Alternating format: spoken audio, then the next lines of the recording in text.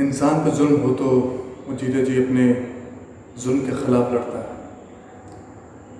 लेकिन मरने के बाद अगर मुर्दों पे जुल्म हो तो वो क्या करे। सलाम, नमस्कार, सत श्री अकाल दोस्तों, मैं हूं आपका दोस्त अमित रमाची कुमार और आज फिर से आपके सामने पेश हूँ एक नई कहानी के साथ। और आज की जो कहानी बहुत ख़ास है, ख़ास इसलिए क्योंकि सच्ची कहानी है। मैंने बस इसे फिल्मी रूप दिया है और सुनाने का अंदाज़ भी फिल्मी रहेगा। जो कहानी है पाकिस्तान से है। तो जैसा कि मैंने कहा कि एक इंसान अगर उस पर जुल्म होता है तो जीते जी अपने जुल्म के ख़िलाफ़ लड़ सकता है, लेकिन मरने के बाद अगर किसी मुर्दे के साथ कोई भी जुल्म हो, कोई भी अन्याय हो तो क्या करे। कहानी का नाम है हैवानियत। तो दोस्तों, कहानी शुरू करने से पहले फिर से वही बात, कहानी को गौर से सुनिएगा, नहीं तो आपको कुछ भी समझ नहीं आएगा। तो चलिए बिना आपको सस्पेंस क्रिएट करे कहानी को शुरू करते हैं। दोस्तों, कहानी शुरू होती है पाकिस्तान से। पाकिस्तान में एक शहर है कराची। कराची में एक पुलिस स्टेशन जहाँ पे एक मुजरिम लॉकअप में बंद है जिसका नाम है रियाज।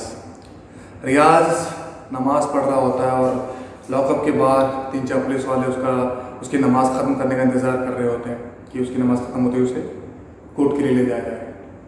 उनसे कुछ कदमों की दूरी पर कुछ पुलिस वाले आपस में बात कर रहे होते हैं। तभी उनके पीछे एक पुलिस वाला और आता है जिसका नाम है खालिद। खालिद कुछ दिनों से ड्यूटी पर नहीं था, तो उसने पहली बार उस शख्स को देखा और वो देखता है कि वो जो मुजरिम में नमाज़ पढ़ रहा है। तो खालिद अपने साथियों से कहता है कि कमाल है कि इससे इतनी अक्ल है कि नमाज़ पढ़ना कितना ज़रूरी है, अल्लाह को याद करना कितना ज़रूरी है, तो ये ऐसा काम क्यों करते कि जो इन्हें जेल में आना पड़ता है। तो उसके खालिद के साथ वाला साथी कहता है कि ये 5 वक्त का नमाजी है। खालिद ये सुन के भी शॉक हो जाता है और उसके साथ वाला दूसरा साथी कहता है कि 5 वक्त तो क्या, अब ये 50 वक्त की नमाज भी पढ़ ले तब भी इसे मरने से कोई नहीं बचा सकता। अगर ये जेल से किसी तरह छूट के बाहर चला भी गया तो बाहर के लोग उसे नहीं छोड़ेंगे और अगर ये कोर्ट जाता है तो कोर्ट में इसकी सज़ा मौत पक्की है। तो खालिद कहता है कि ऐसा इसने क्या किया, कितने लोगों को कत्ल किया है, कितने इंसानों को कत्ल किया है। तो उसके साथी कहते हैं कि अगर इंसानों को कत्ल किया होता तो शायद इतनी बड़ी सज़ा ना मिलती। इसने तो अब ये बात चली रही होती तो उस तरफ जो पुलिस वाले लॉकअप के बाहर इंतज़ार कर रहे होते वो रियाज को पकड़ कर लॉकअप कोर्ट के लिए ले जाते हैं। यहाँ से फ्लैशबैक स्टार्ट होता है 1 वीक बिफोर, एक हफ्ता पहले दिखाया जाता है कि रियाज कराची में कब्रिस्तान में काम कर रहा होता और वहाँ पे कुछ और भी साथी काम कर रहे होते। तो उस कब्रिस्तान में एक इंसान एक कब्र के पास आकर अपने साथी को याद कर रहा होता है जिसकी वो कब्र होती है। और वो देखता है कि जब उसने अपने साथी को दफनाया था तो कब्र कुछ इस तरीके से नहीं थी। फिर याद करता है कि जब वो अपने साथी की डेड बॉडी यहाँ लेकर आए थे तो उसके साथ में एक डेड बॉडी और आई थी जो उसकी साथ वाली होती है। वो कब्र वैसी की वैसी है, लेकिन उसके साथी की जो कब्र है वो थोड़ी सी चेंज है। तो वहाँ पे जो लोग काम कर रहे होते हैं उनसे पूछता है, वहाँ पे एक मुलाजिम होता है मोहम्मद से पूछा जाता है। तो मोहम्मद कहता है कि नहीं, आप जैसी कब्र को छोड़ के गए थे वैसी की वैसी है। तो ये बात रियाज सुन रहा होता है और रियाज ये सुनते ही आंखें चुरा रहा होता है और वहाँ से कोशिश करता है कि वहाँ से निकले। अब वो चोरी से वहाँ से निकल जाता है। शाम का वक्त होता है, रियाज नमाज पढ़ रहा होता है, तभी उसके कानों में कुछ आवाज़ें आती हैं। यानी कि कब्रिस्तान में एक डेड बॉडी आती है और उसके परिवार वाले और चाहने वाले उस डेड बॉडी के साथ होते हैं। तो रोने की आवाज़ होती है और वो आवाज़ रियाज के चेहरे पे एक मुस्कान आती है, एक स्माइल। रियाज अपनी नमाज ख़त्म करता है और उस मुस्कुराहट जो उसके चेहरे पे होती है, उस मुस्कुराहट को लेकर वो उस डेड बॉडी की तरफ जाता है। उस डेड बॉडी को देखता है, उसकी कब्र को देखता है, लेकिन अचानक उसकी मुस्कुराहट गायब हो जाती है। वो उस कब्र को देख के वापस चला जाता है। कुछ देर बाद एक डेड बॉडी और आती है, फिर से उसके चेहरे पर स्माइल आती है। जब उस डेड बॉडी को उस कब्र में डाला जाता है, उसके ऊपर एक चादर चढ़ाई जाती है और अब रियाज के चेहरे पे काफ़ी बड़ी स्माइल है।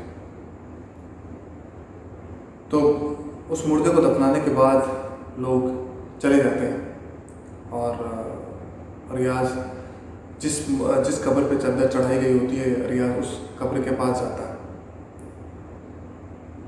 कट टू नेक्स्ट डे, 2 दिन बीत जाते हैं। 2 दिन के बाद उस मुर्दे के जो साथी होते हैं, जो परिवार वाले होते हैं, उनमें से एक कोई आया होता है, उस कब्र के पास जाके देखता है। तो वो भी देखते हैं कि हम लोग जिस तरीके से कब्र छोड़ के गए थे वैसी नहीं है कब्र। कुछ चेंजेस होते हैं कि जिस तरीके से उन्होंने कब्र बनाई होती है, कभी मिट्टी हटी हुई है या कभी कुछ बिखरा हुआ है। तो उनके माइंड में भी आता है कुछ ना कुछ, वहाँ से फिर से पूछते हैं, लेकिन कहते हैं नहीं, ऐसा कुछ भी नहीं है, जैसा आप छोड़ के कहते कब्र वैसी की वैसी है। अब रियाज वहाँ से फिर से दूरी बना लेता है। शाम के वक्त एक डेड बॉडी और आती है। उस डेड बॉडी को जब दफनाया जाता है, उसके ऊपर चादर चढ़ाई जाती है और रियाज के चेहरे पर फिर से स्माइल होती है। मुर्दे को दफनाने के बाद सब लोग चले जाते हैं और उस वक्त रात का वक्त होता है, तो कब्रिस्तान में ज़्यादा लोग नहीं होते, बस वहीं के लोकल लोग जो होते हैं काम करने वाले, वो भी अपने अपने रूम में होते हैं, क्योंकि रियाज भी वहीं रहता है। काम करने के बाद, काम खत्म होने के बाद वो अपने रूम में रहते हैं, जहाँ पे उन्हें कब्रिस्तान में जो जगह मिली होती है। तो वहाँ पर उस वक्त और कोई नहीं होता रियाज के अलावा। रियाज उस कब्र के पास जाता है, जो कब्र दफनाई गई थी, जिस पर चादर चढ़ी हुई है। वो एक खातून की कब्र होती है, एक औरत की कब्र होती है। उस कब्र से मिट्टी हटाता है। मिट्टी हटाने के बाद जो उसके अंदर ताबूत होता है, उस ताबूत के पैर वाले हिस्से को खोलता है। वो इतना खोल लेता है कि वो उस कब्र के अंदर जा सके। वो उस कब्र के अंदर जाता है और अपनी हवस उस मुर्दे के साथ, उस खातून के साथ अपनी हवस को मिटाता है, रेप करता है उसका। रेप करने के बाद वो वापस वहाँ से निकलता है, उस ताबूत को बंद करता है, फिर से उसके ऊपर मिट्टी से ढक देता ताकि वैसे हो जाए। तो ऐसे ही वो अक्सर किया करता है। फिर से 1 दिन या 2 दिन जब भी किसी भी खातून की खबर आती, किसी भी औरत की खबर आती, तो उस पर एक चादर चढ़ी हुई रहती थी, जिससे पता चल जाता था कि ये खातून की कब्र है। वो फिर से उस कब्र से मिट्टी हटाता और पैर वाले हिस्से के ताबूत को पीछे की तरफ करता और इतनी जगह बना लेता कि वो अंदर जाके अपनी हवस मिटा सके। वो इस तरीके से काफ़ी बार करता है। एक दिन शाम का वक्त होता है और फिर से एक खातून की खबर आती है, खातून की डेड बॉडी आती है और उसे दफनाया जाता है। तो रियाज फिर से इंतज़ार कर रहा होता है कि सब लोग जाएं और मैं अपनी हवस मिटा सकूं। लोगों के जाने के बाद वो फिर से उस कब्र के पास जाता है, मिट्टी को हटाता है, ताबूत को पीछे करता है, इतनी जगह बना लेता है कि जितनी वो अंदर जा सके। वो अंदर जाके फिर से अपनी हवस मिटाने की कोशिश करता है, लेकिन अचानक उसकी नज़र उस खातून के चेहरे पर पड़ती है और अचानक रियाज की चीख निकल पड़ती है। वो चीखता हुआ उस कब्र से जैसे तैसे करके मशक्क़त करके कब्र से बाहर निकलता है और चिल्लाता हुआ कब्रिस्तान से बाहर भागता है। कब्रिस्तान में जो लोग रह रहे होते हैं और कब्रिस्तान के बाहर जो लोग होते हैं, जो सुनते हैं, वो भी उसे देख के डर जाता है कि आखिर हुआ क्या। रियाज के पूरे बदन पे मिट्टी लगी होती है और उसे कुछ लोग वहाँ से पकड़ते हैं और उससे पूछते हैं, लेकिन रियाज कुछ बताने की हालत में नहीं होता। कब्रिस्तान में जो लोग काम कर रहे होते हैं, जो वहाँ पे रुके हुए लोग होते हैं, जो वहाँ पे अक्सर काम किया करते हैं, वो कब्रिस्तान के अंदर जाते हैं और देखते हैं कि उस कब्र के पास जो खातून की कब्र होती है, उसकी मिट्टी हटी हुई है, कब्र खुली हुई है और खातून के जो कपड़े हैं वो उतरे हुए रहते हैं। उसका जो नीचे का जो पार्ट होता है, लोअर पार्ट, उसके कपड़े भी उतरे हुए होते हैं। तो वहाँ के लोग समझ जाते हैं कि रियाज क्या करता था। और वहाँ के लोकल लोग जो होते रियाज को मारना पीटना शुरू कर देते हैं, लेकिन इतने में कोई पुलिस को इन्फॉर्म कर देता है। वहाँ की जो पुलिस होती है रियाज को अपनी हिरासत में ले लेती है। Now cut to police station. अब रियाज को पुलिस स्टेशन लेके जाया जाता है। अब रियाज से पूछा जाता है कि आखिर वो क्या करता था और क्यों करता था। तो पुलिस के पूछने पर रियाज बताता है कि वो अपनी हवस इस तरीके से मिटाता था। और पुलिस उससे पूछती है कि अब तक तुम कितनी खातून के साथ, कितनी औरतों के साथ ऐसा कर चुके। तो रियाज बताता है कि मैं अब तक 48 औरतों के साथ मैंने ये सब किया है। पुलिस कहती है कि तुम इतने वक्त से कर रहे हो, इतने सालों से कर रहे हो, अब तक पकड़े नहीं गए, तो अब ऐसा क्या हुआ कि तुम डर के चिल्ला के भागे।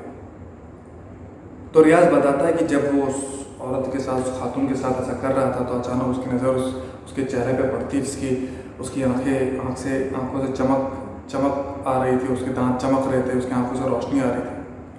क्योंकि अक्सर ये हुआ करता है कि जो भी डेड बॉडी होती है तो उनके चेहरे को ढक दिया जाता है, लेकिन शायद उस खातून की डेड बॉडी को ज़्यादा टाइट नहीं बांधा होगा तो खुल गया होगा, इसलिए उसका चेहरा देख के वो डर गया। नाउ यहाँ पे फ्लैशबैक ख़त्म होता है एंड कट टू कोर्ट का सीन, जहाँ पे रियाज को पुलिस वाले ले जा रहे होते हैं कोर्ट की तरफ। तो अब रियाज कोर्ट में होता है और सेम यही बात रियाज यहाँ पे भी कहता है उससे, जैसे कि उसने अपना जुर्म कबूल लिया होता है। तो जो जज होते हैं पाकिस्तान की जो कोर्ट होती है, रियाज को सज़ाए मौत की सज़ा सुनाती है, फांसी की सज़ा सुनाती है। रियाज काफ़ी कोशिश करता है, वो कहता है कि मुझसे गलती होगी, मुझे माफ़ कर दो, लेकिन कोर्ट भी जानती है कि अगर हमने इसे छोड़ भी दिया तो बाहर के लोग इसे छोड़ेंगे नहीं, क्योंकि इसने इतना घिनौना काम किया कि इंसानियत तो क्या, इसने मुर्दों को नहीं छोड़ा, तो उसके लिए क्या सज़ा हो सकती है। तो उस कोर्ट से निकलने के बाद भी बाकी उसके साथी दूसरे कोर्ट में भी अप्लाई करते हैं कि वो सज़ा उसे कम मिले, लेकिन वो जिस कोर्ट में भी जाता है उसे हर कोर्ट में सज़ाए मौत ही मिलती है, उसे फांसी की सज़ा दे दी जाती है। तो दोस्तों यहाँ पे हमारी कहानी ख़त्म होती है। दोस्तों उम्मीद करता हूँ कि कहानी आपको पसंद आई होगी और हो सकता है कि आपके कुछ सवाल भी हों। तो जैसा कि मैं हमेशा कहता हूँ कि कमेंट सेक्शन में आप अपने सवाल जो आप कर सकते हैं, जो भी आपके सवाल हो, जो भी आप पूछना चाहते हो। और ये अगर आप ये वीडियो फेसबुक या इंस्टाग्राम पे देख रहे हैं तो प्लीज़ मुझे फॉलो करें, एंड अगर आप यूट्यूब पे देख रहे हैं तो please like, share and subscribe जरूर करें। तो दोस्तों अभी के लिए दीजिए इजाज़त, फिर से मिलेंगे एक नई कहानी के साथ। बाकी मैं हूँ आपका दोस्त अमित रामाजी कुमार। जय हिंद, जय Bharat, and I really appreciate it. Thank you.